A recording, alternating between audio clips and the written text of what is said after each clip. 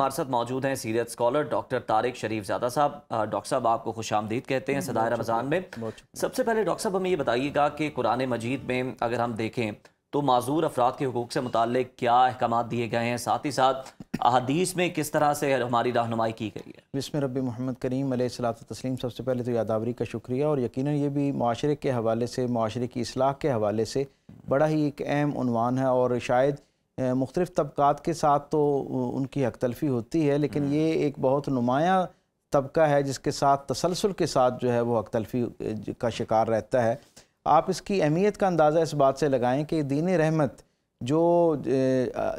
चरिंद परिंद दरिंद हत्ता के अशरातुल अर्ज़ के हुकूक़ के बारे में भी हमें मोहतात रहने की तलकीन करता है और बाकायदा एक निज़ाम अता करता है। ये कैसे हो सकता है कि मुआशरे के जो खुसूसी अफराद हैं, जिन्हें उर्फ़ आम में हम माजूर समझते हैं, लेकिन खुसूसी अफराद का लफ्ज़ इस्तेमाल करना शायद इसलिए ज़्यादा मुनासिब है कि आप किसी भी शख्स जो इस तरह की ख़ास हालत से दो चार है, आप उसकी तफसील में जाएँ, तहकीक में जाएँ, तो आपको अंदाज़ा होगा कि ज़ाहिरी तौर पर अगर एक कोई सलाहियत परवरदिगार आलम ने उससे वापस ले ली है तो कहीं ना कहीं कुछ और सलाहियतें उसमें बाकी लोगों से ज़्यादा बढ़ा दी गई हैं। तो ये अल्लाह का एक निज़ाम अदल है। सो इस निस्बत से है। सो ये जो ख़ास लोग हैं, इनके हवाले से भी दीन रहमत के अंदर बड़ी जो है वो ख़ास एहतमाम किया गया और इस पर बड़ा ज़ोर दिया गया, इसकी तलकीन की गई है। सरकार दो आलम सल्लल्लाहु अलैहि वसल्लम की ज़िंदगी के अंदर तो यकीनन इसके बहुत सारे मंजरनामे महफूज हैं, लेकिन आप खुद इससे अंदाज़ा लगाइए कि ये अल्लाह की निगाह में भी इतना अहम मामला है कि अभी जिस सहाबी का आपने तज़किरा किया, सरकार दो आलम सल्लल्लाहु अलैहि वसल्लम मक्कातुल मुकर्रमा में अपने असहाब के साथ जलवागर हैं, और सरदारान कुरैश में से कुछ लोग हुजूर के पास अपने मामलात जो उनको तय करने के लिए आए, और बिल्कुल आखिरी मराहिल हैं गुफ्तगू के। और उस दौरान हज़रत अब्दुल्लाह इब्न उम्मे मक्तूम जो है वो तशरीफ़ लाते हैं, जो नाबीना साहबी, और वो नहीं जानते कि हुजूर का पहले मजलिस में कौन लोग मौजूद है और क्या मुकालमा चल रहा है, उसका पस मंज़र क्या है। तो वो अपनी बात के लिए हुजूर को अपनी तरफ मुतवज्जो करना चाहते हैं, लेकिन सरकार दो आलम क्योंकि वो मरहला बिल्कुल आखिरी मरहले पे है, जो मामलात तय हो रहे हैं, हुजूर की तवज्जो उधर है और हुजूर अपने सहाबी की तरफ तवज्जो नहीं दे पाए। तो परवरदिगार आलम ने कुरान हकीम के अंदर एक सूरत नाज़िल फरमा दी और सरकार दो आलम सल्लल्लाहु अलैहि वसल्लम को गोया तवज्जो दिलवाई कि आप अपने सहाबी जो एक स्पेशल पर्सन है, इसकी तरफ जो है वो आप अपना रुख अनवर फरमाएँ और उनको जो है वो अपनी रहमत और तवज्जो से नवाजें। सरकार दो आलम फिर सारी ज़िंदगी उनका इस अंदाज़ में उनसे मोहब्बत करते रहे और उनकी इज़्ज़त अफजाई फरमाते रहे कि जब वो असहाब में आते,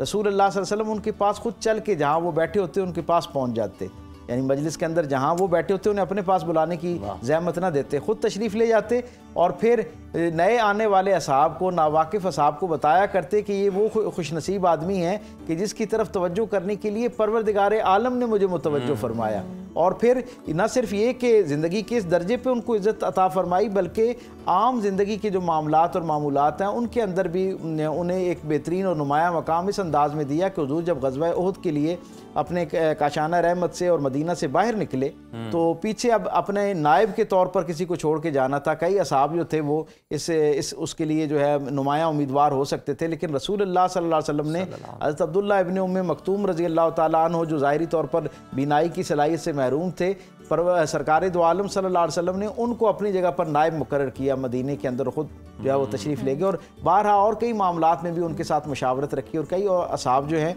वो जो ख़ास स्पेशल लोग थे हुजूर के इर्द गिर्द, आपके असहाब के अंदर हुजूर ने सबके साथ बड़ा एक वालेहाना मोहब्बत और शफ़क़त वाला मामला रखा। आप तसव्वुर कीजिए कि मेरे करीम आका सल्लल्लाहु अलैहि वसल्लम मदीने के नवा में एक शख्स के यहाँ एक शख्स का जनाजा पढ़ाकर वापस आ रहे हैं, असहाब भी साथ हैं, और रास्ते में कोई नाहमवार इलाका आना शुरू होता है। और उस नाहमवार इलाके की सूरत ये है कि एक सहाबी हैं जिनके पाँव की हालत ऐसी है कि वो माजूर हैं और वो उस तरह सही अंदाज में सेहत के साथ चल नहीं सकते। उनके जो दीगर दोस्त सहाबी हैं वो उनके साथ दिल लगी करते हुए उन्हें कहते हैं कि ये जो नाहमवार ज़मीन है इसके ऊपर आप और हम सब इकट्ठे चलते हैं, और वो जो सेहतमंद सहाबी हैं वो तेज़ चलना शुरू हो जाते हैं और ये इनको जो है वो बार बार लड़कते हुए गिरते पड़ते हुए उनके साथ जो है वो अपना सफ़र जारी रखना पड़ता है। सरकार दो आलम ये मंजरनामा देखते हैं तो आप अपनी सवारी से नीचे उतरते हैं और वो जो गिरने वाले सहाबी थे उनके पास चले जाते हैं, उनके कपड़े अपने हाथ से झाड़ते हैं, उनका हाथ अपने दोनों हाथों के दरमियान रखते हैं और असहाब को मुखातिब करते हुए पुरजलाल अंदाज में फरमाते हैं कि तुम में से जिससे जल्दी है मदीना पहुंचने की वो पहुंच जाए, मैं तो इस अपने सहाबी दोस्त के साथ ही मदीने के अंदर दाखिल होऊंगा, यानी मैं इनको साथ लेके जाऊंगा। तो ये वो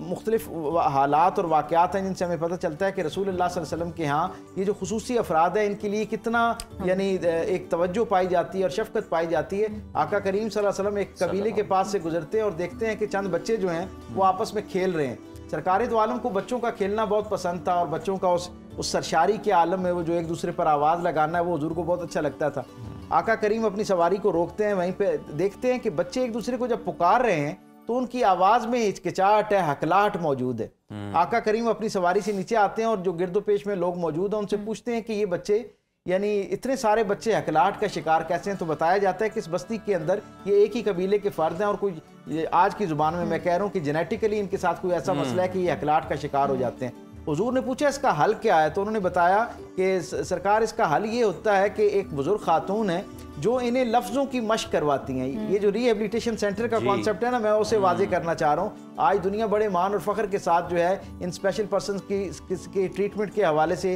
रिहेबिलिटेशन सेंटर्स पे बड़ा फोकस करती है और उन्हें यकीनन वो खैर का मामला, उसकी हौसला अफजाई होनी चाहिए। मेरे करीम आका ने जब सुना ना कि वो एक बुजुर्ग खातून है तो हुजूर खुद उस खातून के पास तशरीफ़ ले गए और उन्हें कहा कि मदीना के अंदर भी, ये क्योंकि बाहर की बस्ती का मामला था, तो हुजूर ने फरमाया मदीने के अंदर भी 3-4 बच्चे ऐसे हैं जो इस अंदाज में जो हकलाहट का शिकार हैं, यानी गोया स्पेशल पर्सन है। सरकार दो आलम सल्लल्लाहु अलैहि वसल्लम ने उस खातून से कहा कि क्या ये अच्छा हो कि आप इनको सिखा दें। तारीख बताती है कि फिर हज़रत उमर फारूक के दौर तक ये सिलसिला इतना बढ़ गया कि बाकायदा 12 सेंटर्स कायम किए गए। उस खातून से लोगों को तरबियत दिलवाई गई, उन अल्फाज की अदायगी की जिनसे बच्चे जो है उनका मुकालमा बेहतर होता था। उनकी एक डेफिशिएंसी, एक तरह की जो है वो कम माजूरी कह लेंगे, एक जो वो मामला है उसमें एक नेचुरल उसकी तरफ जाना, सफ़र शुरू होता और एक नॉर्मल ज़िंदगी की तरफ बच्चे आना शुरू होते। हज़रत उमर फारूक ने अपने ज़माने में पूरी रियासत के अंदर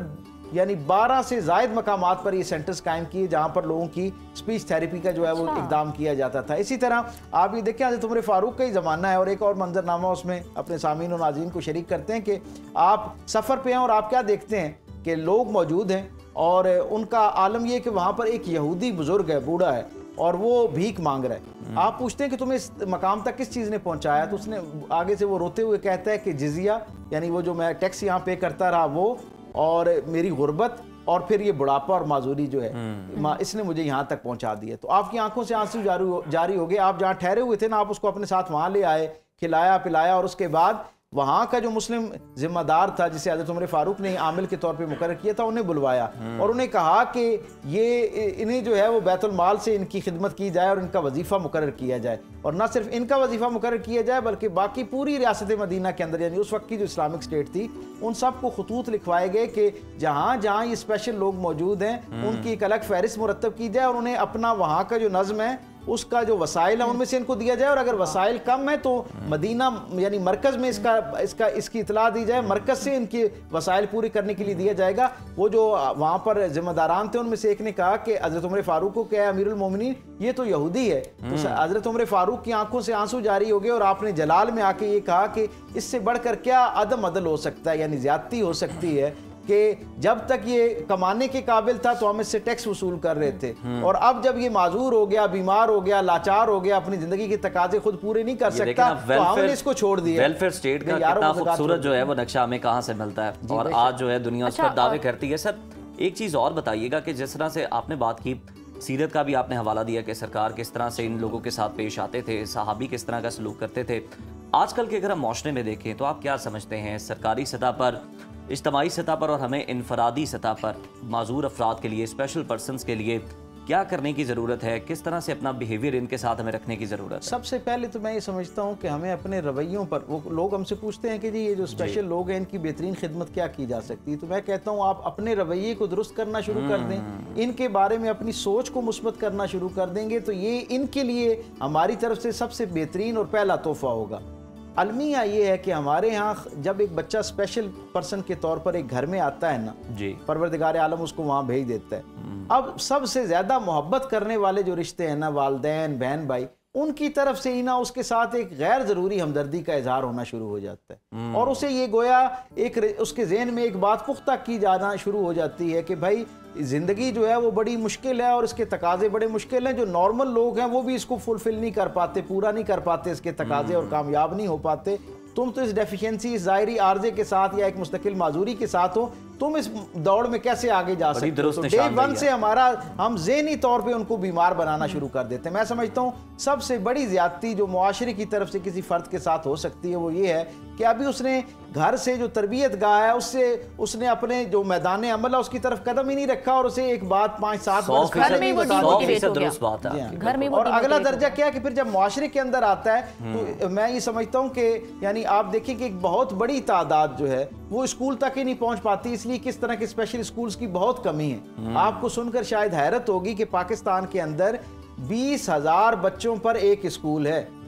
20,000 बच्चों पर एक स्पेशल स्कूल मौजूद है। तो आप खुद समझ लें कि कितना इसकी और ज़रूरत है इस तरह के स्कूल जो इन बच्चों की ज़ाहिरी जो हालत है उसको देखते हुए,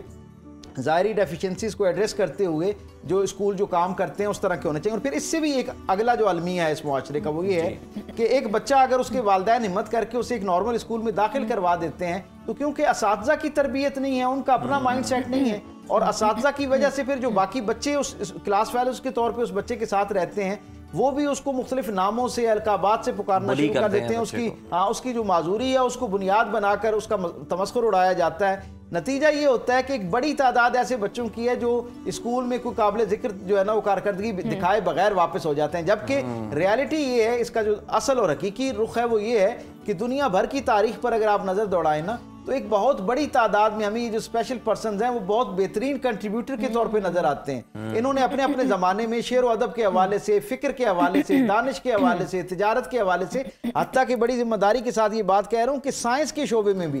बहुत ही जदीद, जी हाँ, उसकी मिसाल हमारे सामने, मैं उसी तरफ आ रहा था कि उस समेत बेशुमार ऐसे साइंसदान हैं जो ज़ाहिरी तौर पर शायद अपने लिए एक कप पानी का जो है या एक गिलास पानी का भी अपने लिए उठाने की सकत नहीं रखते, लेकिन अल्लाह परवरदिगार ने उनको ऐसी खूबसूरत सलाहियतों से नवाजा कि जब उनको थोड़ा सा मौका मिला और उन्होंने खुद को भी इस अपनी माजूरी की जो ज़हनी कैफियत उससे अपने आप को निकाला, मुआशरे ने भी सपोर्ट किया, और फिर क्या हुआ कि वो उस मुआशरे के लिए बेहतरीन फर्द के तौर पर आए। पूरा मुआशरा, पूरा मुल्क उन पर फख्र करता हुआ नजर आता है। इसीलिए उन्हें स्पेशल चाइल्ड कहा जाता है। और सर क्योंकि अगर हम हुकूक की ही बात कर रहे हैं तो अगर हम इस्लाम की बात करें, जब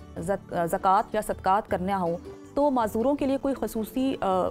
हक होता है उनका। और एक और सवाल मेंशन करूँगी रोज़े के हवाले से कि अगर किसी को दिक्कत है रोज़ा रखने में तो वो क्या करें अगर वो माजूर है? दोनों बातों में सबसे पहली बात हमें ये समझनी चाहिए, जब भी दीन के मामले में हम किसी कोई सवाल हमारे जहन में पैदा हो तो हमें पहली खुशखबरी हम तक ये पहुँचनी चाहिए कि ये रहमतों और आसानियों का जो मजमू है ना उसका नाम दीन इस्लाम है, और ये इंसान की फितरी तकाज़ों के ऐन मुताबिक अहकामात जारी करता है, और ऐन फितरी जो तकाज़े हैं, मसाइल हैं, उनको बुनियाद बनाते हुए उसी तरह की फितरी रुखसत अता करता है। जहाँ तक ज़कात की बात है तो ज़कात सदकात की बात है तो दीन रहमत जो है उसमें इनके लिए एक बहुत बड़ी गुंजाइश मौजूद है, लेकिन ज़कात और सदकात के मामले में पहला एहतमाम दीन ये कहता है कि एक शख्स की ज़रूरत है या नहीं है। अगर एक आदमी ज़ाहिरी तौर पर किसी आर्जे का शिकार है, मुस्तकिल माजूरी का शिकार है, स्पेशल पर्सन है, लेकिन वो अपने असबाब और वसाइल में बेहतर खुद कफील हो सकता है, तो फिर अब उसके लिए ज़कात का हुक्म जारी नहीं होगा। ज़कात की जो बुनियादी शराइत हैं वो सब के लिए हैं, चाहे वो माजूर है चाहे दूसरा है। मैं ये समझता हूँ इसमें भी एक बड़ा खैर का पहलू है कि इस्लाम ने जो माजूर हैं या स्पेशल लोग हैं उनकी इज्जत नफ्स का ख्याल रखा है। अगर उनमें कोई ऐसा मुस्तकिल आर्जे का शिकार है कि उसकी वजह से उसे अपने जो रोज़मर्रा के मामलात हैं उनके लिए वसाइल इकट्ठा करने में दिक्कत हो रही है, उसके कुछ माली मसाइल चल रहे हैं, तो यकीनन वो उसी तरह मुस्तहक है जैसे एक आम आदमी जो है मुस्तहक हो सकता है। रोज़े के हवाले से जो आपने बात की तो उस पर भी बड़ी वाज़ेह हिदायत है कि वो शख्स जिसका कोई उज़्र भी, बीमारी हो या कोई मजबूरी हो या कोई हालत हो जिसमें उस वक्त वो मौजूद है, अगर वो रोज़ा कायम रखने में उसके लिए एक चैलेंज बन रहा है और मुश्किल का उसके लिए एक तरह का उसके नामुमकिन बना रहा है, तो दीन उसके लिए बिल्कुल रुख्सत अता करता है। और अगर कोई मुस्तकिल माजूरी का इस अंदाज में शिकार है कि उसके लिए रोज़ा रखना बिल्कुल ही नामुमकिन है और वो माजूरी ख़त्म होने के इम्कानात भी मुस्तकबिल करीब में नज़र नहीं आते, तो उसके लिए तो दीन मुस्तकिल रुख्सत देता है कि वो सिर्फ फिदिया देता रहे और अल्लाह के यहाँ से रोज़ा रखने वाले बंदे जैसा अजर पा। दोनों सवालों के जवाब आगे। बहुत शुक्रिया डॉक्टर तारिक शरीफ ज़ादा साहब आपके कीमती वक्त का।